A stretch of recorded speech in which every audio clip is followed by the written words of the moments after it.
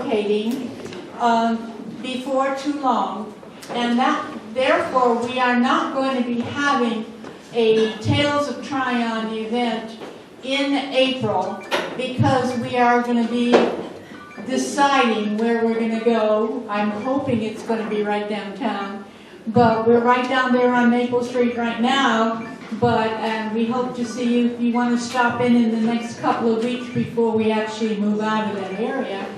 We would love you to come in, and our docents would be happy to show you around.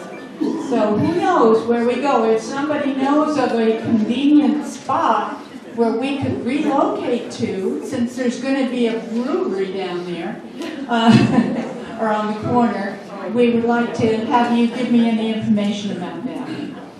So watch our emails and information sheets and posters that we put up, because we're still going to try to continue with the events in the next couple of months or next year. I know we're going to have a tour of the cemeteries, which I thought would be very interesting, and that will be in the fall. So we'll look forward to hearing about that advertised. Okay, I'm going to just say a couple things here. Here's one of our major speakers. Some of you know Gerald. And speaking with him is Libbie Johnson in the back there, standing. Both of them have been totally involved with the equestrian community in Tryon for maybe 50 years altogether. I know that Libbie has lived here for 19 years and been involved with many organizations connected with the equestrian field, and so some of you know her from other connections that she has. And of course, Gerald has been involved with horses and a love of that community for the same amount of longer than 19 years. Yeah, he was born. He was born in 19 years. So we'd love to see that. Okay, before I actually introduce them, Donnie, are we needing more chairs? We don't have any more. We got a full house. That's great. Okay. There are 2 chairs up here. I'm going to stand so someone can sit in my seat. Okay, she's making another chair available. Where's the other one? Right there. Right here, she's here. Right here. He's sitting I right got a there. chair here. Okay, if you're looking for a chair, come on back. One over here, one over here. Got 2 chairs. Don't be fast. Get off the video.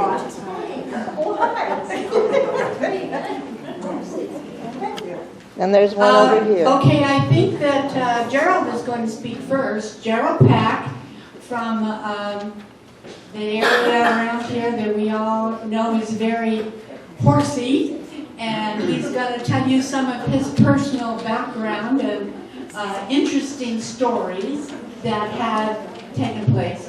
I think we will let both speakers speak, and then we'll open it up to questions and things later on. If you have something that you think would be helpful to the production or the presentation, raise your hand, and if we want to take a minute to stop and find out what that question is, well, we can do that. That'll be up to the speaker to do that. Okay, so I'm going to introduce to you first Gerald Pack.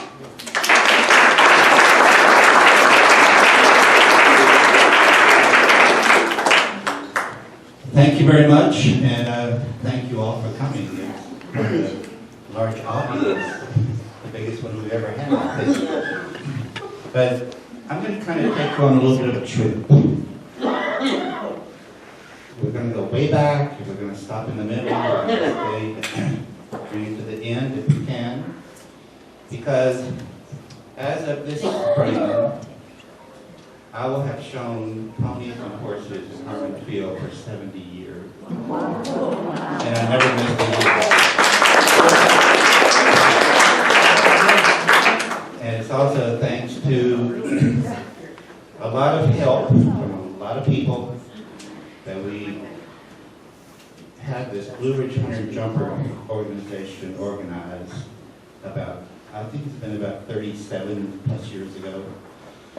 And thanks to my parents and the people that they knew here in the town of Tryon, they helped me to keep the horses at Harmony Field. And it's been a big struggle, but it works. That's the most important thing. So we're going to go way back. When I was a little kid, coming to the town of Tryon, I think we had maybe 2 red lights, but definitely one, down in front of Miss Dines and that, what is now the Cafe de Gaulle. And you would have maybe 10 or 20 horses with people out riding, coming across there that had been out trail riding. The Andrews stable was down below Brock's Cleaners on the creek, a little branch there. And that little branch starts right back here behind us on what we call the west side. There's a big pond back here, quite a large pond. And that water goes down, and that's where they would turn the horses in and let them drink. You could rent those horses with a group, a family, for instance, and go trail riding. There was another one that I cannot remember the name of right across the road here, and then there was the Beatson stable.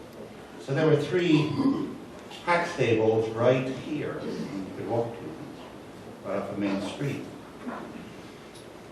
But Pinecrest Inn was by far the hub. That's where they all kind of pulled together with Pinecrest Inn, Carter Brown.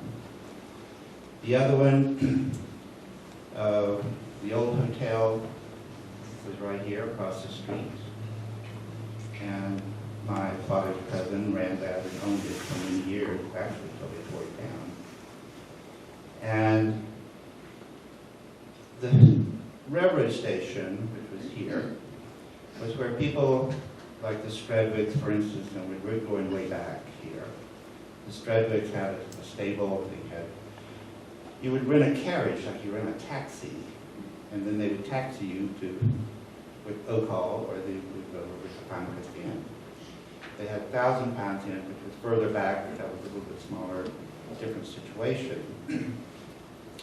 So by coming in here, most of the horses came to Tryon on the trains. They came down from Kentucky, they came down from Wisconsin, from Minnesota, from Chicago, and they all came to right here. The help would come down with them on the train. They would get them off. They would ride 1, lead 2, sometimes 4, depending on where they were going, around town where all the stables were. So it was a different world back then. Now, I was on the fringe of that by being a very small kid, but I was, of course, crazy, so everything had a horse tied to it. I was with it and interested in doing it. So, Mr. Reynolds, Gerald Reynolds, ran the Pinecrest Inn stable. And I used to go there for some lessons occasionally, and he also, I showed with them a little bit during the summers, and then I would send my horses over there, and we'd go to what we call the mountain circuit. Called the mountain circuit. That was Candler, Asheville, Canton, Hendersonville, and Black Mountain.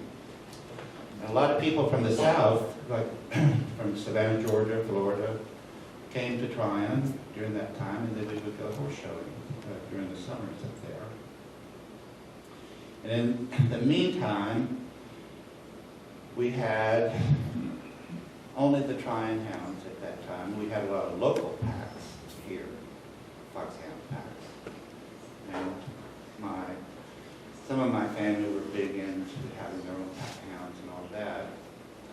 And my first brush, what we call the tail of the fox brush, the first kill. Could you hold that closer to your mouth? The first kill that I have ever witnessed, or not witnessed, but a part of, they got a big red fox off the mountain where I live now and ran him all the way to Hickory Grove Baptist Church. He was running for the swamp. And just before he got to the swamp, they caught him and killed him. And that was with a local pack of hounds. And the Logans and the Petties had a joint meeting. They were riding horses, mules, old trucks and cars, whatever they could get people in. They were going. And back then it was just dirt roads. So the next morning, about 6 o'clock, I guess it was, something like that, my mother came and woke me up and she said, somebody's after wanting to see you. They have something for you. And I thought, who in the world is this? I don't know that. Well, I was only 5 years old. And it was Lonzo Petty with that big red fox brush. And that was the first brush that I ever got. And at a very young age. Well, of course, I was hooked on fox hunting. And then when I was maybe 15, I think I was 15 years old, we had the first pony club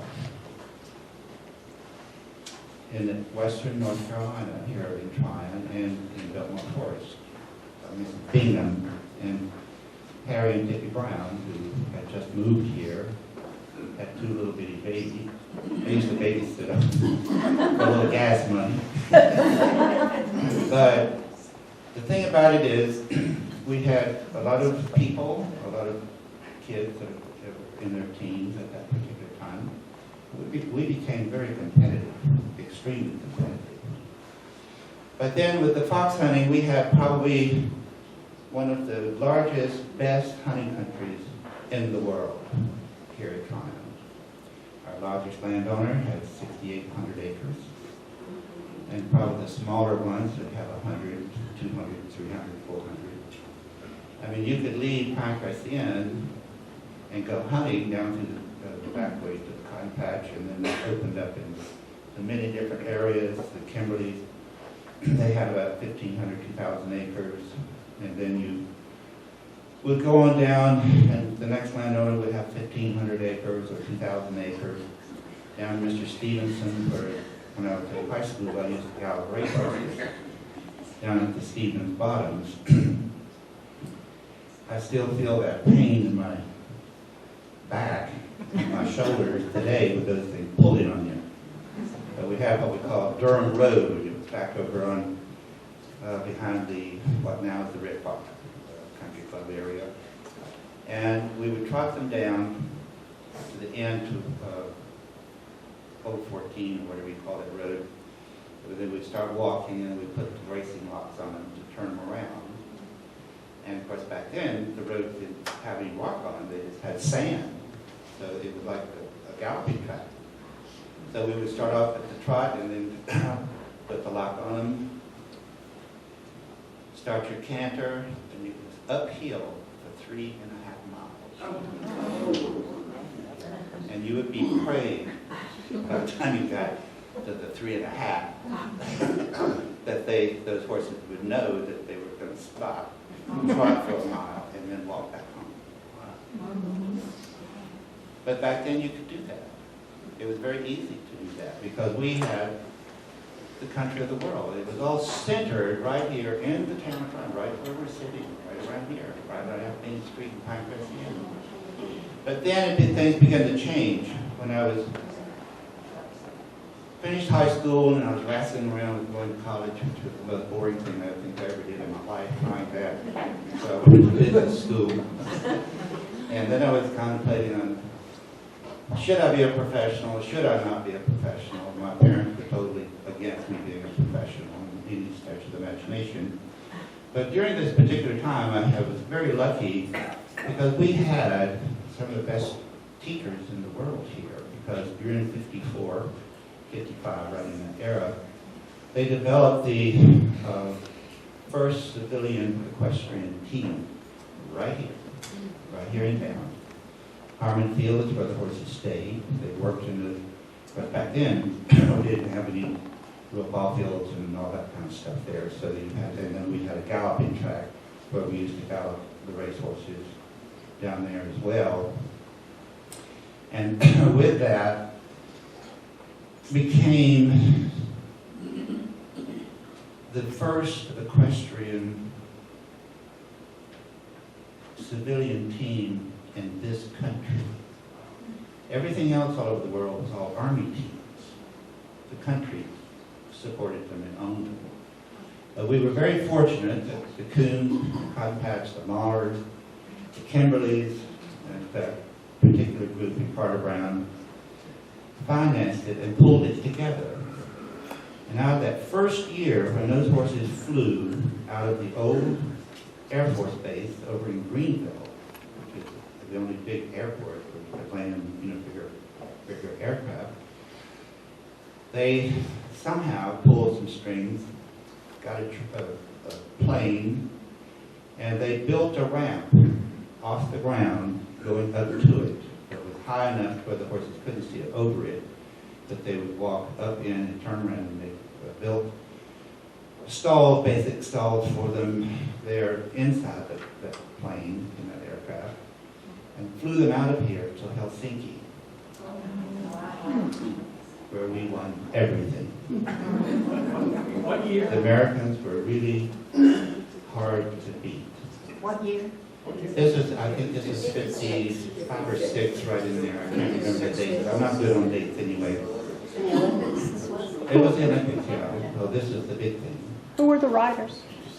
Well, Billy Steinkraus was one of them. Hugh Wilder was the other one. George Morris actually made it. He wasn't supposed to, but he did. And the guys from Frank Chapeau.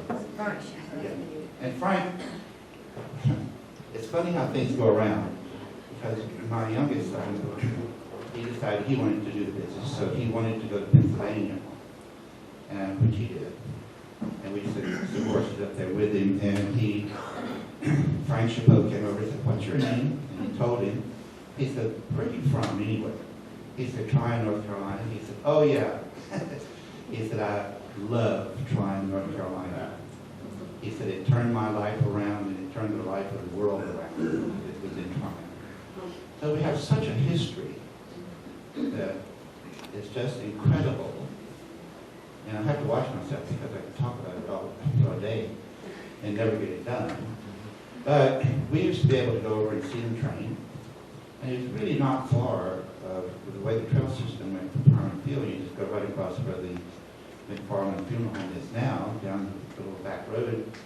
And over the crossing of the river, you just go right over the cotton patch. And you could ride anywhere you wanted.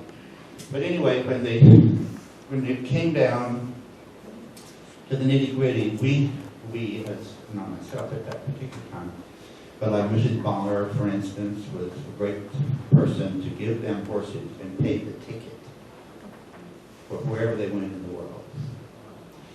We hopefully were going at that particular time to build a facility for them here in this area that would be permanent.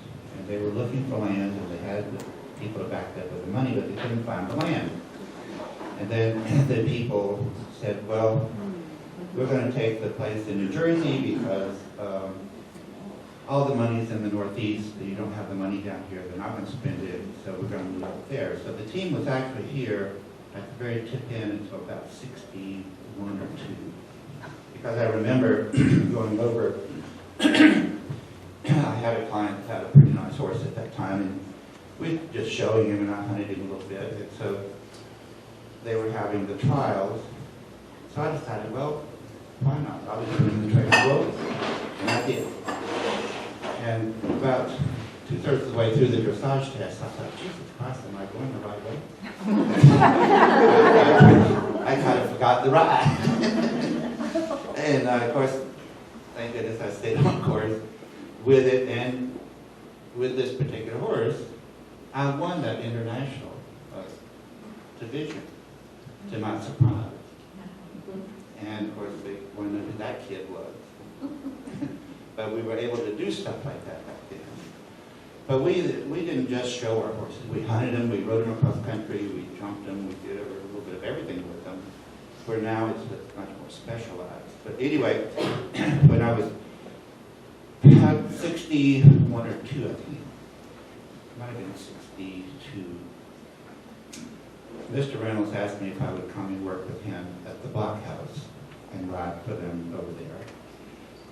Of course, I thought that was wonderful. I jumped on it like a white on rice, but that was all over it. And of course, Mr. Reynolds, after schooling those wonderful horses that we had, which were Olympic caliber stuff, it was hard to go backwards and to teach, but he used to make me teach all the time, as well as riding. I told him one day, I said, Mr. Reynolds, I don't want to just teach all the time, I want to ride. He said, you ride as well or better than all of them, but he said, if you can teach, you can make yourself a living. And he said, let me tell you something. And I thought, oh, here it comes. He said, very shortly, what you grew up with is not going to be here much longer. And it was a real shock to me to have him say that.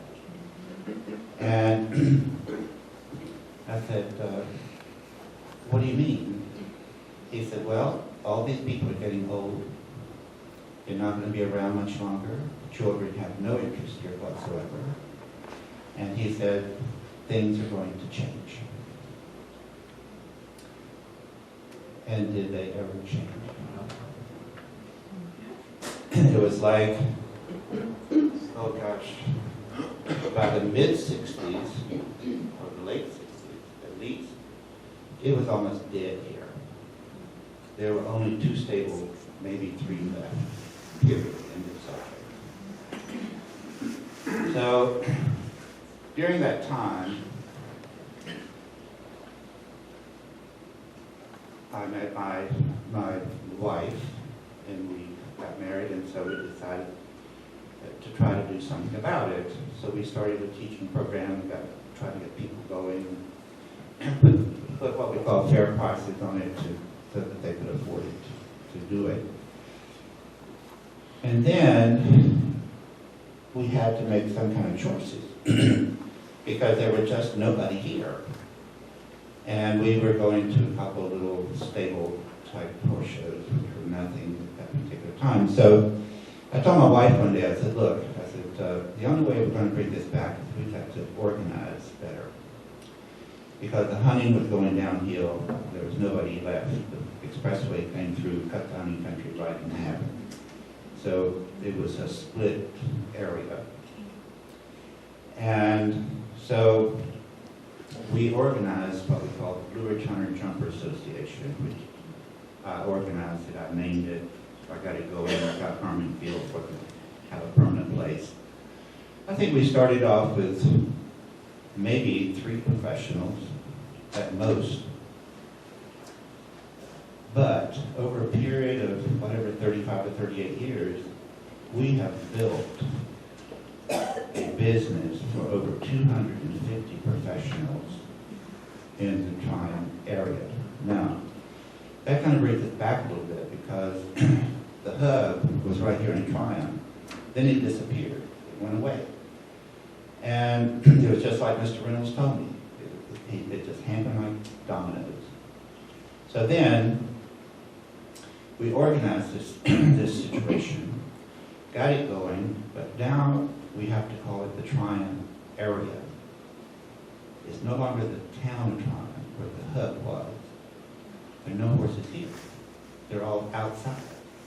So that hub became Greenville, Spartanburg, Shelby, Rutherford, Hendersonville, Asheville, within a certain radius. And I have to say that with the program that we put together, Charlotte picked it up, Aiken picked it up, Camden picked it up, and everybody has been able to improve. Of course, back then we could also buy really good horses for $600 or $1,000. $1,000 is a lot of money for a horse. And,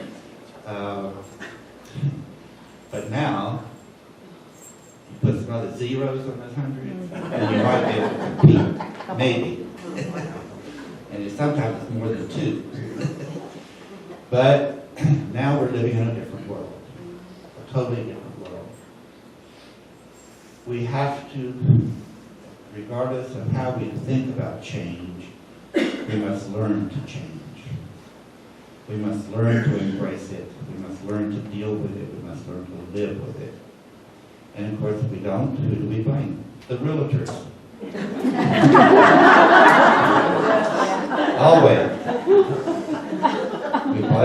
We always blame them for everything. But anyway, we have a wonderful situation now. It's changed totally. We have people moving here from California. We have them moving from different parts of the country. And little did I know or ever think in my wildest dreams that my horses would take me around the world. But they have. We have done business with over 12 different countries around the world and still do. And I've given a lot away to kids that couldn't afford it to help them be able to do it and participate in it. But I think the big message is with it is we have to learn to give back. You can't just take all the time. Because like Aiken, South Carolina, they kept their riding trails in town. They kept stables in town. We don't do that here anymore. It's just a whole different world. When you grew up in it, or have grown up in it like I have, from the beginning to the end, I can remember going to my mother taking me to the first steeplechase, and it may have been the first steeplechase at the Blockhouse at that particular point, because I was very young, and I think that they, around 1945 or something of that nature, they had the first race over there, which was very exciting. But the jockeys were afraid to ride up and downhill.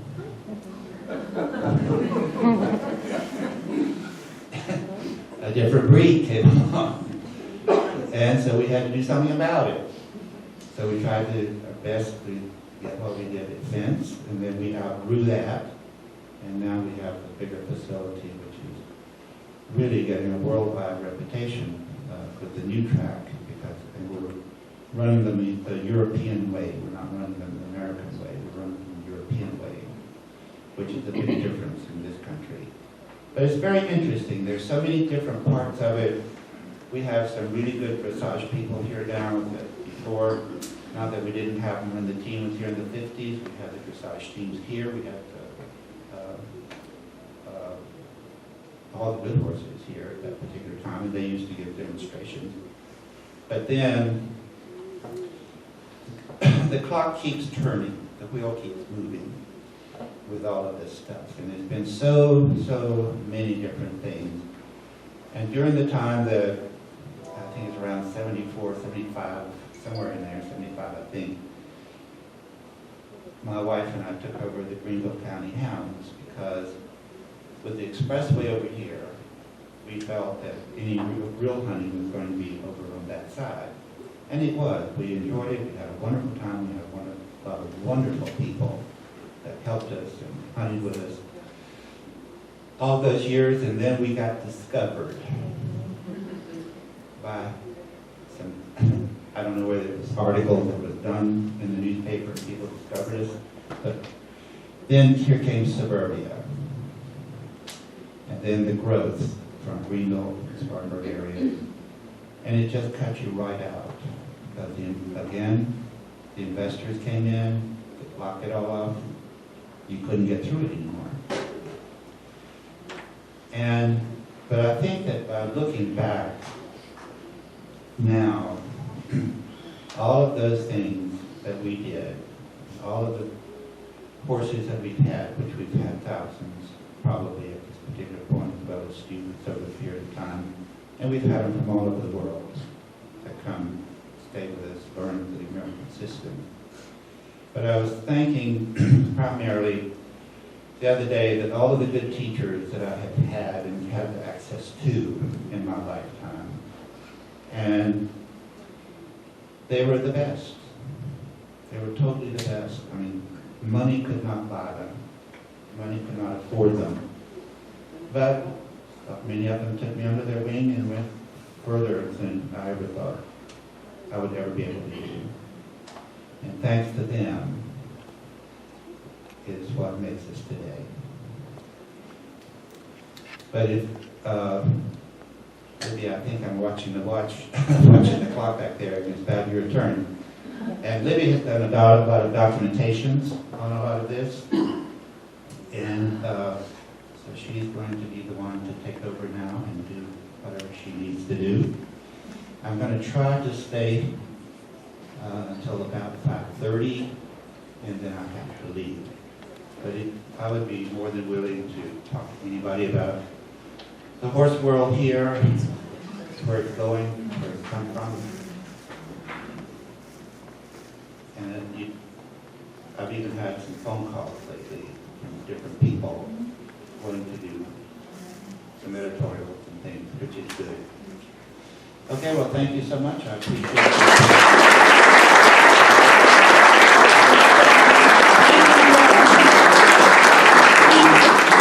He said he stayed till 5:30, but unfortunately it's 5:30, so if you want to catch him on the way out, the question? Yes. Tell please before you leave the story about the dead body. Oh, Lord.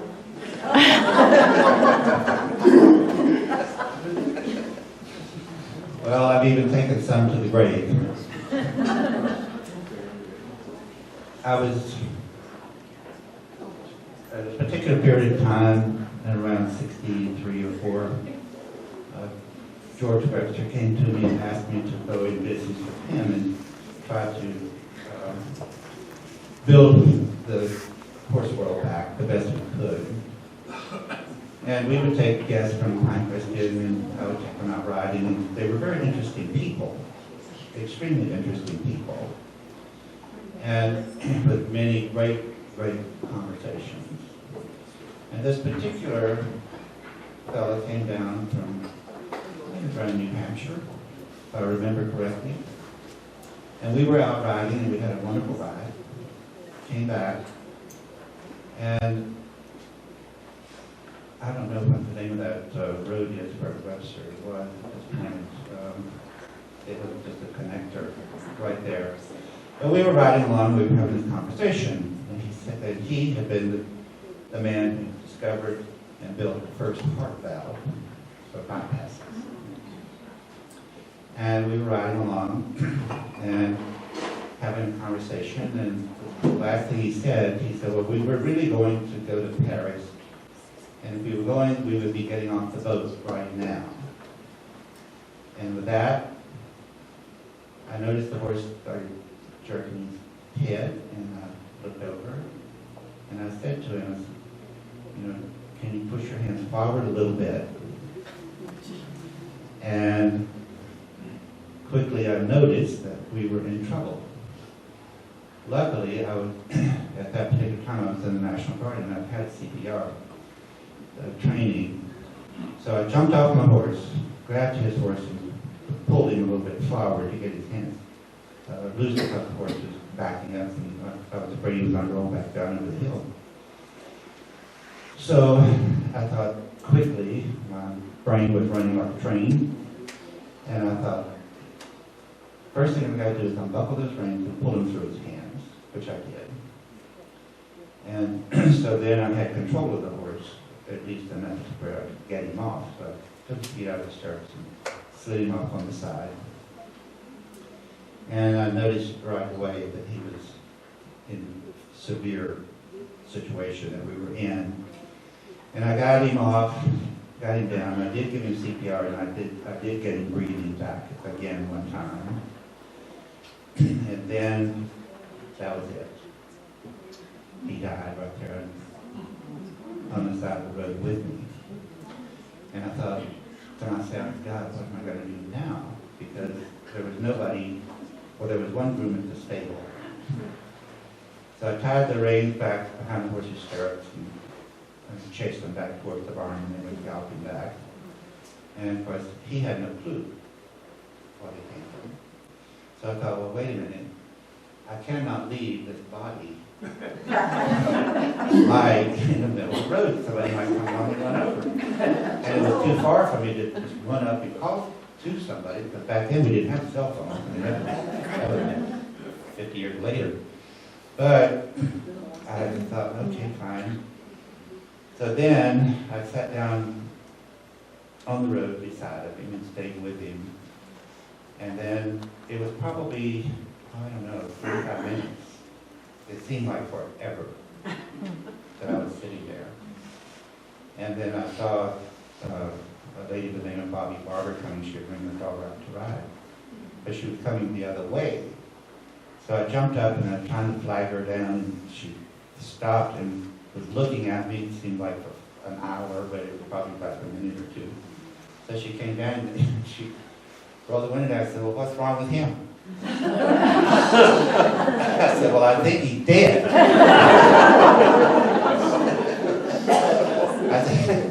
So I said, you know, I don't know whether we're on the North Carolina side or the South Carolina side of this property lines, but we're here in one. But I said, just go call Patty's funeral home first and let them handle it, which they did.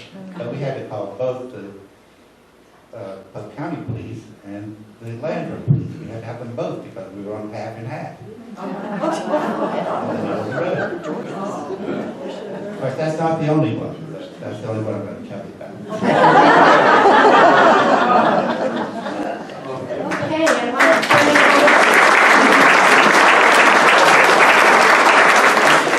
Libbie Johnson, who's going to continue with, and she's got a PowerPoint presentation, and she's also responsible for those displays that are over there in that corner that you'll want to catch before you leave. Can you hear me without a microphone? Oh, yeah. I've got a big voice. No. No. You can use your big voice, though, because the microphone isn't very loud. Okay, so thank goodness we have Gerald Pack and all those anecdotal stories, because you know, something gets lost when you're just reading it on the page and it's black and white. I had somebody the other day to ask me, they said, so what are your credentials? Oh no, I forgot to get credentials. I don't have any credentials. But I've been here for 19 years and I am an insomniac. So I will get up in the middle of the night and just start looking for stuff. And I've got just tons and tons and tons of Tryon horse country history and archives, and whenever I can talk to somebody, I'll do that. I've been on Gerald's porch before. He was trying to eat dinner and I wouldn't let him answer my questions. So anyway, this is a brief history, and I do mean brief. I'm going to go pretty fast, and then if you've got questions afterwards, we can talk about it. I have not included everything in Tryon horse country history because you can't be here until Tuesday. So I've just picked some highlights. So first, I just wanted to tell you that horses are not indigenous to North America. We think that because we watch Bonanza and we just thought that they were always here. But they first came over the land bridge from Asia and then disappeared in the Pleistocene era. And they were probably the victim of climate change, human hunting. And then they became extinct, and then 10,000 years later, the first European settlers started coming, and then we started seeing reports of horses in different places. Next one. Next. So this is Fernando De Soto. You remember him from the 9th grade, don't you? And he came. He was an explorer, and he landed on the west coast of Florida in 1539. And then he started going up Georgia, South Carolina, North Carolina. And he came with 600 men and 200 horses, so somebody was walking. His diary said he went through Hickory Nut Gorge, and so there were horses that got loose. And when the first European settlers started moving west, they reported seeing herds of wild horses, and the historians think that that was part of the De Soto expedition. Next. And then on the East Coast, we had the Spanish ships that would meet their fate on the graveyard of the Atlantic, and the horses swam to the Outer Banks, and now we've got some of those wild herds too. Next. So the first mention of horse breeding was in 1681 in Charleston. The settlers started moving into this area in Polk and Rutherford counties in 1750. The horses at that time were just beasts of burden. They were used for labor and transportation. Next. I'm going to slow down in a minute. I'm trying to get through this. So horse sport didn't start to really evolve until the early 1800s, and that was when the Indian threat had subsided a little bit. Charleston had one of the first racing associations, and in the summer they would come up here and to get away from the heat, and they would race their horses along paths in Lower Polk County, and what I read was that it was on Sandy Plains Road, but I've since learned that that wasn't our Sandy Plains Road. It was probably another Sandy Plains Road, maybe in Rutherford or Cleveland County. And then the horse racing in the summer, after a while, yielded to fox hunting because we had quarry, we had plenty to hunt. But it wouldn't become formalized until the 20s. Next. So now we get to the modern era. And we give most of our credit to Carter Brown, who came here in the fall of 1917. He had pretty much just gotten married and graduated from college, and he had bought an inn near Holland, Michigan called Castle Park. But because it was Michigan, it had a short season, and he was looking for something down south, and his mother-in-law or grandmother-in-law, depending on which version you read, suggested that he come down to Tryon to look and check us out. So he did. He got off the train. He decided this was a great place. He bought a sanatorium that had been inactive for 6 years, but it had 6 cottages around a main building. He thought that would make a great inn. He added 4 more cottages to it. He was actually kind of a frustrated architect. And so, fortunately today, we have some of his architectural projects. So the inn he bought became the Pinecrest Inn. It was very popular. A lot of his friends from the Midwest, the Great Lakes region, and the Northeast would come down here. It was upscale. And they had 20 hunt horses in the barn that was on the side. He also kenneled hounds. Next. So Carter Brown loved horses, and he loved horse people, and he loved horse sport. He's the founder of the Tryon Riding Hunt Club, which I thought was one of our oldest still active civic organizations, but it's not. It's one of the first.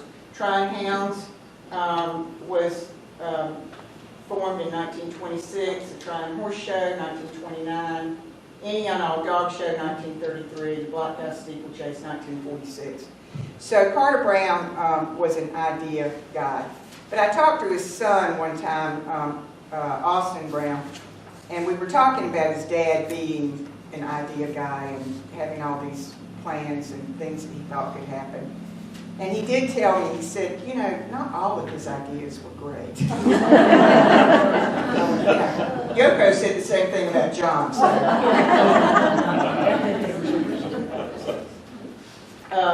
So the Tryon Riding Hunt Club was formed, and it became a nonprofit in 1960. The purpose of it was to promote riding and horse sport. They organized and put on shows.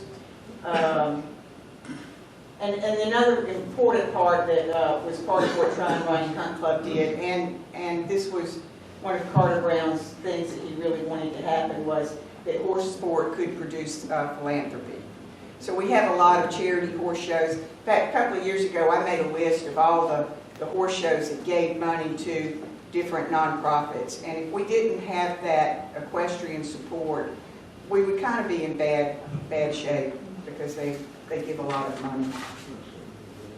Tryon Hounds, established in 1926, and it was recognized in 1947. Mr. Brown served as its first president and was master several times. Today, the club is still an active hunt with additional activities. They put on a hunter pace and shows and barn tour. This is an old postcard I found. Again, Insomniac.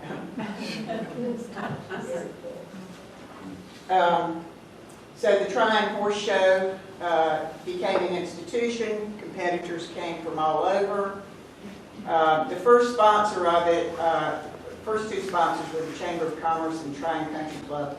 And then they lost money and they decided they weren't going to support it anymore. So Tryon Riding Hunt became the sponsor of the show. And Carter Brown insisted that a free barbecue be offered to spectators. He included an invitation to area landowners who allowed horses to ride across their property. He was really, really good about thanking people and making sure that everybody felt appreciated when they let people ride across their property.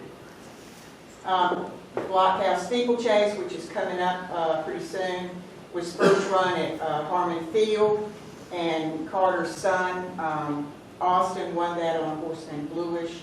Then it moved to the Blockhouse, then it moved to Fence, and now it's moved to Green Creek and the track out there. So Morris, I think it's really cool that our town has a mascot because most towns don't. Morris was first known as Eleanor. It's our trans horse, but that's okay.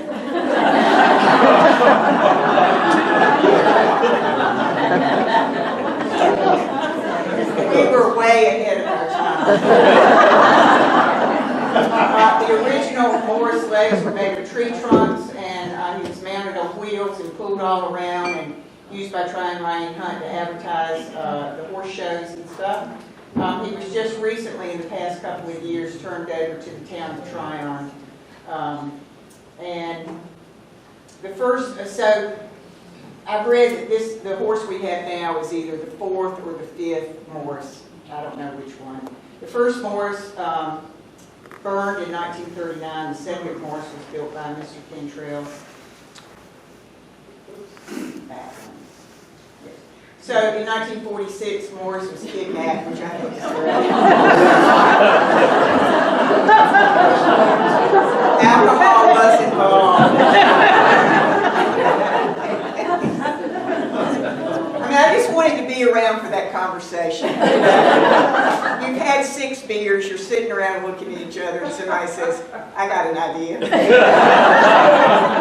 So I want to talk about some of the notable names that we've had, the people that were responsible for making this area what it turned into. Gordon Wright is a noted horseman and riding instructor, and he helped form the USET after World War II. He started out working in rodeos and carnivals, which I just think is fabulous. And he joined the cavalry in the 30s, and then he got out and he started his farm. And then in World War II, he went back into the cavalry as an enlisted man. And the story goes, at Fort Riley, and the story goes that the commander of the post had an old polo friend that contacted him and said, the next time I talk to you, Wright had better be an officer. And so that was Patton.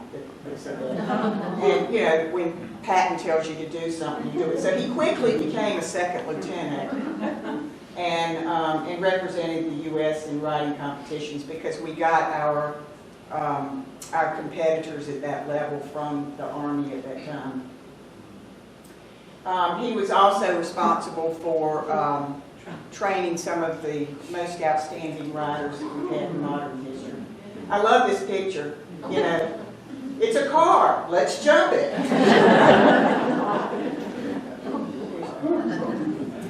J. Arthur Reynolds came to Tryon in 1936. He became the first professional huntsman for Tryon hounds.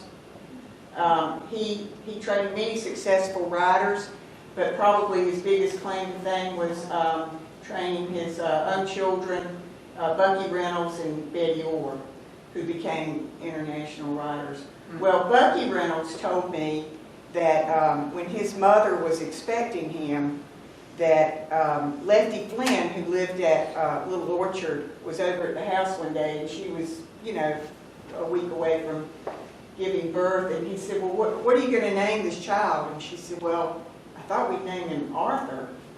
And Lefty Flynn said, oh, don't name him that. He said, give him a cowboy name. So he trained a whole lot of successful people and horses, Navy commander, and some of those. These are pictures of it. That's Mr. Reynolds, and that's Bucky Reynolds. Ernst Mahler of Chinkapin Farm came here came here in 1912. Okay. He had gone to military school as a young man and had gotten a lot of really good instruction as a rider. He was very accomplished, and so he came over from. He was from Austria. He went to school in Germany. He studied industrial chemistry and was really interested in paper making. And so he came over, went to work for Kimberly-Clark, which is in Wisconsin, and he had been working on this cellulose fiber that was very absorbent, and they used it in World War I and World War II as a battleground wound cover. And then after World War II, the company was looking for domestic use for this, and so it became Kotex. And so when I talked to Pete Mahler a few years ago, and I said, well, Pete, where did your family get their money? He said, well, my God, woman, my father invented Kotex. I said, well, we should put a sign at the edge of town.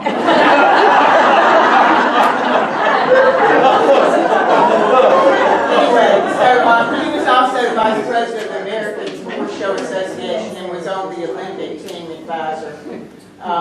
He successfully bred and owned several Olympic horses. I've seen 2, I've seen 3. I'm not sure which one it was. Nancy's not sure either.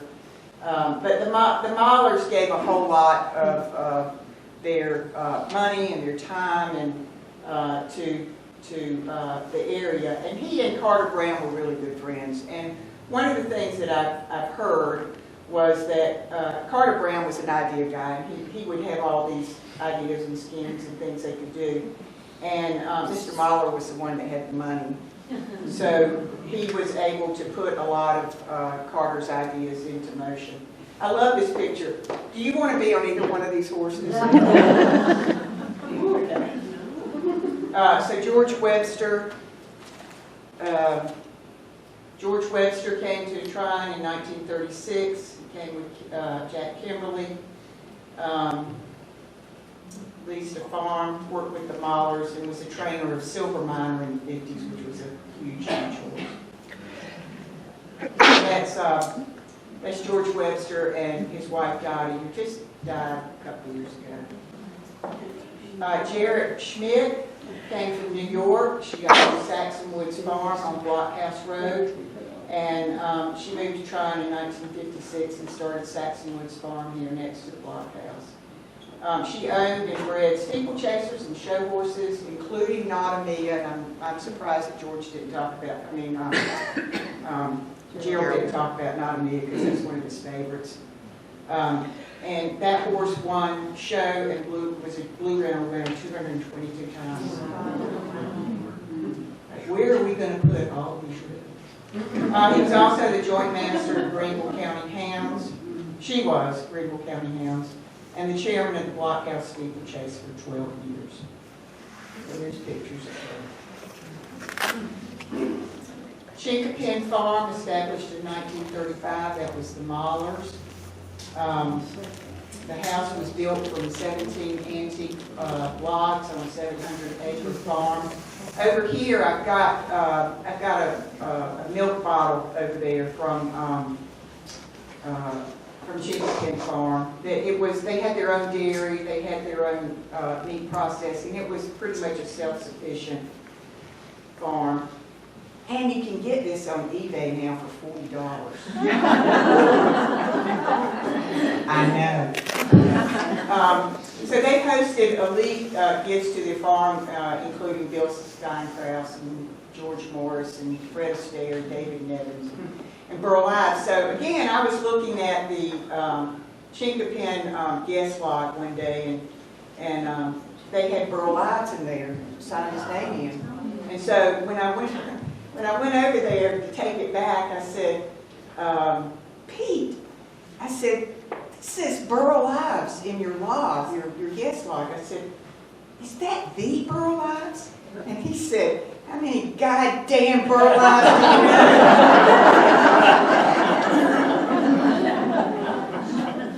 So this is the house on the left. This is the barn. The barn is so great. It's still got the original stalls with the glass in the upper part of the Dutch doors. It has this great cupola on it, and there was an apartment up there at the time for the groom. Cotton Patch, established 1938. It's best remembered as the primary training grounds of the 1956 equestrian team. It was originally built by the Perkins. In 1938, he named it the Cotton Patch. And he had put in corn and barley and cotton. It was a farm. And he also raised turkeys. And it was next purchased by Willis and Jackie Coon of Indianapolis in 1948. And Coons owned one of the top 10 Chevrolet dealerships in the United States. And when they came here, they added to the acreage, but they shifted the focus of the farm more to equestrian and a training facility. And they owned it through 1985, and then it was left to Converse College. The farm has a rich history as the hunting grounds of the Cherokee, a plantation, and vacation residence. And speaking of the hunting grounds of the Cherokee, that's why hunting country is called hunting country. It's not because it was where the first fox hunts were. It was because that's where the first hunting Indians were, natives. So here's the arena at the Cotton Patch.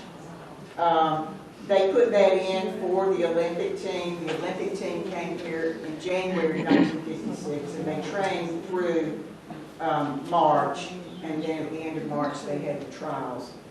And they had people coming, the spectators all the time coming and watching the training going on. The farm, some of the old historic farms in hunting country had these metal sculpted signs. And a few years ago I did a poster of farm signs, and I was really fascinated with all the farms that had this metal sculpted sign. And they were made by a man named Clifton Meeks from the Northeast somewhere. And it was part of the CCC, the Depression era job creation thing, but it was the arts side of it. So that's where that came from. Little Orchard was established in 1930. Lady Astor bought it with her sister Nora Langhorne and her husband Lefty Flynn. During that time, the Little Orchard was the scene, the central scene of the social doings with parties and soirees. For 15 months, F. Scott Fitzgerald lived there in the guest house, Little Peach. And another resident during that period was David Niven, and he used to write a column for the Tryon Depot Bulletin called the Hollywood Report. I just think it's really funny. Lefty Flynn was an avid rider, and he got real involved in the community's horse shows. And the farm has maintained its equestrian focus through the years. So I got one story about Little Orchard. Evidently, Nora and Lefty, Lefty was a trust fund baby from Connecticut, and so they waited every month for their check. And so they got invited to England to her sister, Lady Astor, who was the first American and the first woman elected to Parliament.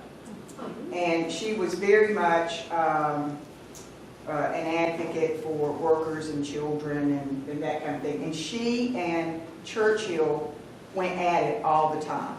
And so there's this great story where they were arguing, had to watch on TV, the British Parliament, they're arguing and yelling at each other. And so finally, Churchill said to her, she said to Churchill, "If I were married to you, sir, I would put poison in your coffee." And he said, "And madam, if I were married to you, I would drink it."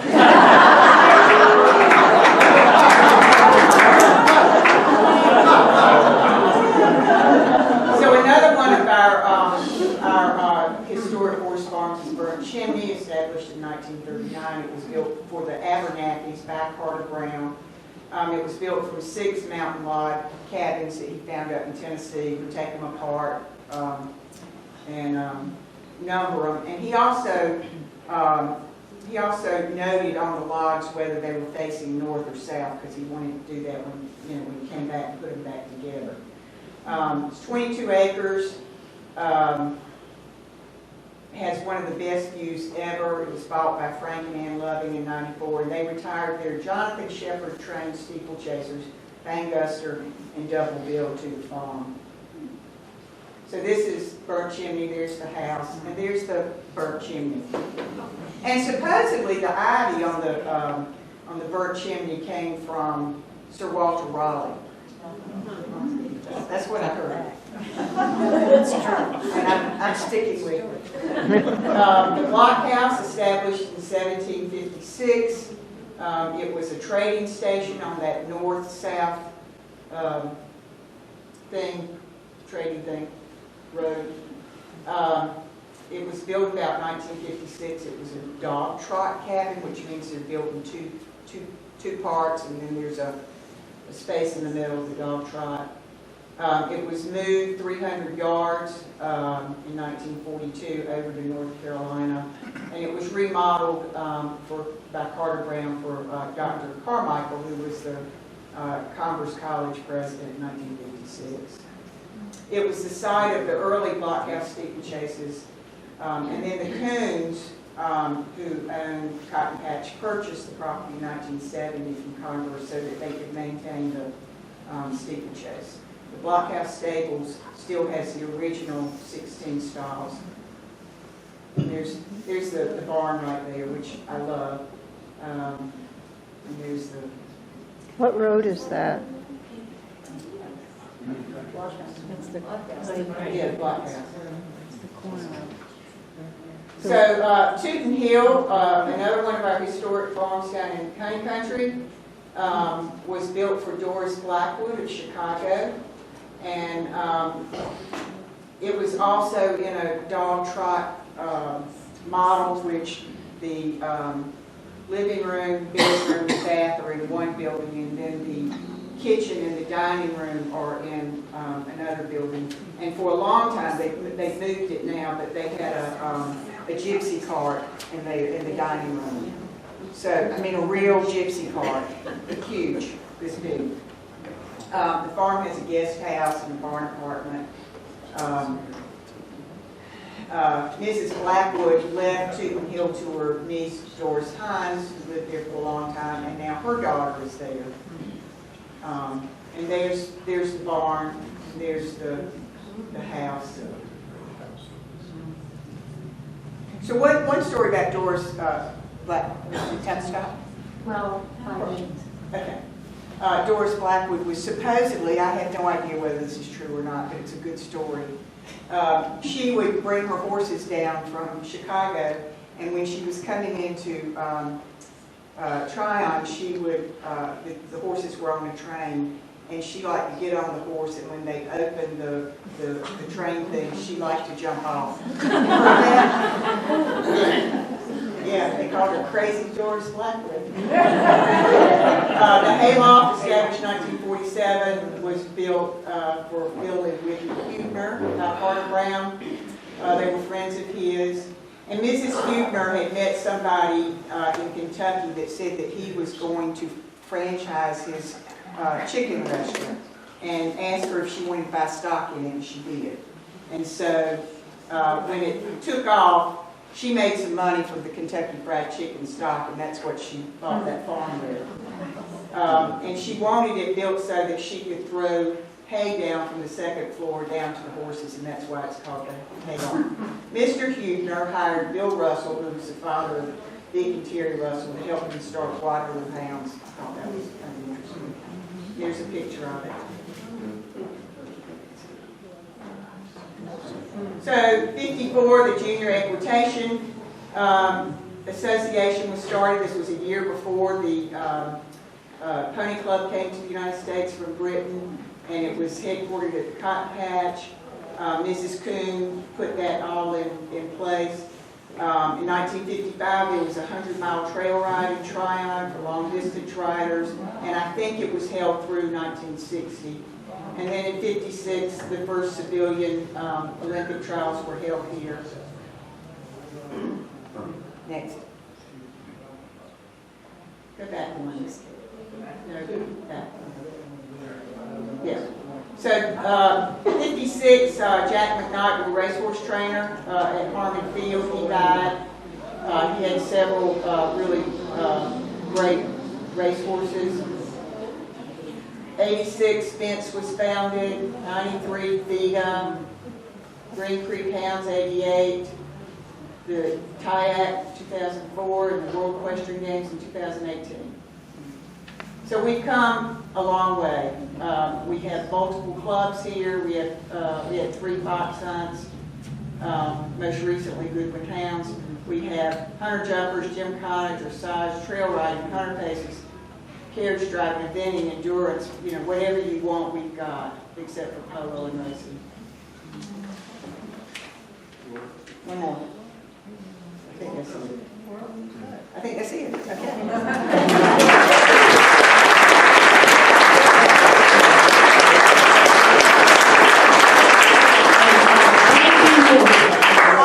She has a little surprise for you. Okay, so without much trouble, reach under your chair and see if you've got something under there. And if you do, we've got swag for you.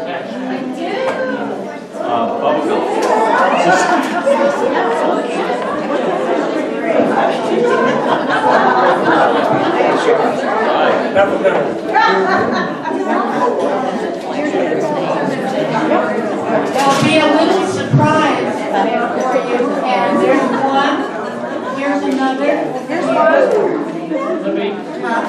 Libbie. Back there.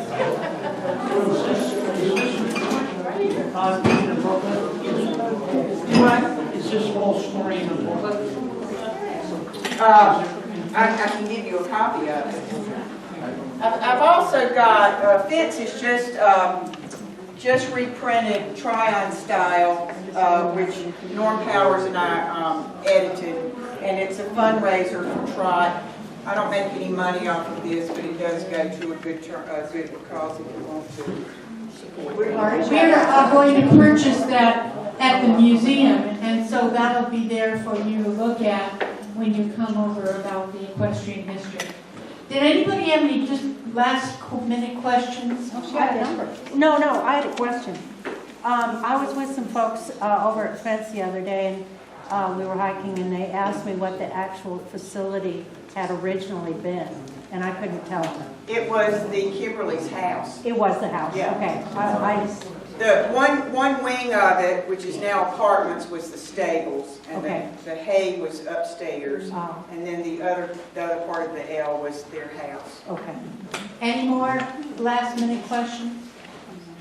So what do you predict in the next 10 years? I Doing what? Okay, I want to thank you all for coming. There's a question over here. I just have a question about the cotton patch, because the Bulletin had a little article about that recently. So is it going to be preserved? Well, the Cotton Patch has new owners and a new chapter.